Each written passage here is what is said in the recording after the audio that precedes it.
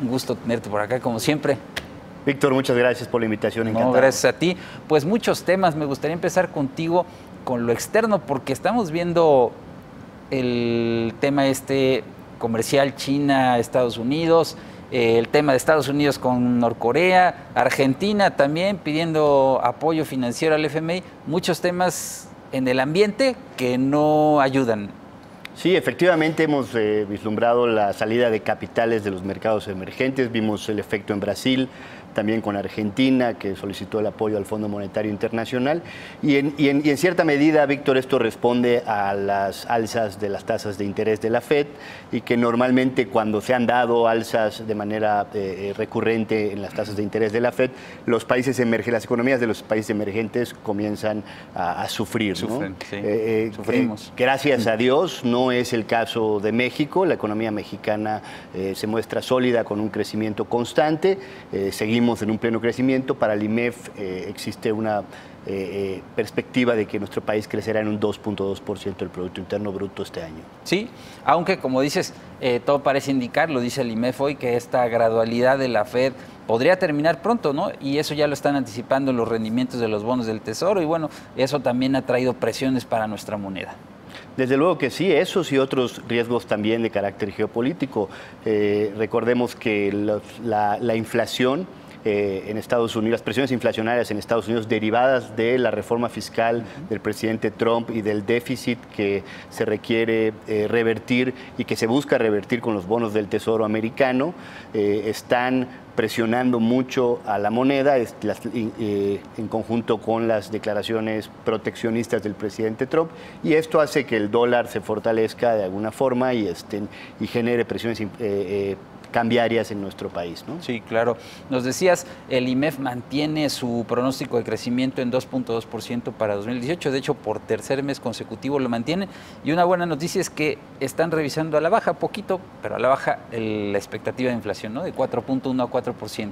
Sí, se confirma, Víctor, que la inflación que vimos del 6.8% a finales del año pasado fue una inflación que se debió a efectos y factores de una sola vez, principalmente ocasionada por la liberación de los precios de los combustibles y las estacionalidades de los productos agropecuarios. Sin embargo, la política del Banco de México ha sido atinada al incrementar las tasas de referencia y con eso controlar la inflación, y la previsión del IMEF es que las tasas de inflación lograrán bajar a un nivel del 4% a finales de este año, esperando que el próximo año podamos llegar al objetivo del Banco de México del 3%. Claro, la semana pasada fue la decisión de política monetaria del Banco de México, no subió su tasa de interés, se mantuvo en 7.5%, pero varios analistas, incluso el IMEF, no descartan que el próximo mes pueda verse obligado el Banco de México a aumentar su tasa, ¿no? Sí, no lo descartamos, dada la reacción de la FED, del incremento de las tasas, claro. Y entonces en este sentido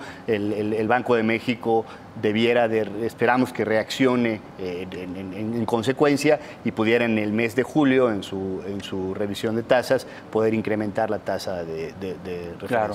Hay dos temas en la agenda, Fernando. Uno es el Telecán, ¿no? La negociación se ha complicado mucho, no se pudo cerrar el acuerdo nuevo el 17 de mayo y bueno, pues no sabemos si en lo que resta del mes se pueda llegar a un acuerdo, y eso sin duda pues es un factor de incertidumbre, pero también inestabilidad. Sí, sin duda. Tú recordarás, Víctor, en esta misma mesa, estuvimos en una mesa de análisis con el CESP y el IMEF declaraba desde febrero que veíamos muy limitados los tiempos para poder cerrar el Tratado de Libre Comercio este año, previo a las elecciones, ¿no?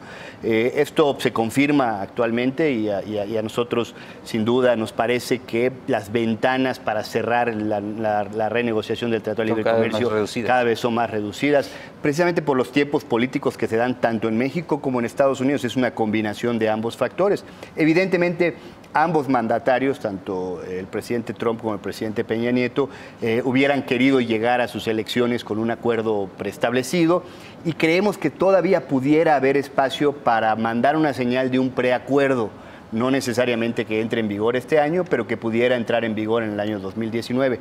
Sin embargo, en el IMEF esperamos que las conversaciones continúen y continúen en un ambiente cordial, poniendo a un lado los temas que son de principal... Los más complicados en la negociación, ¿no? Hay reglas de origen. Lo que hablábamos de las reglas de origen automotriz, la estacionalidad de las cosechas del ciclo agropecuario y el factor del...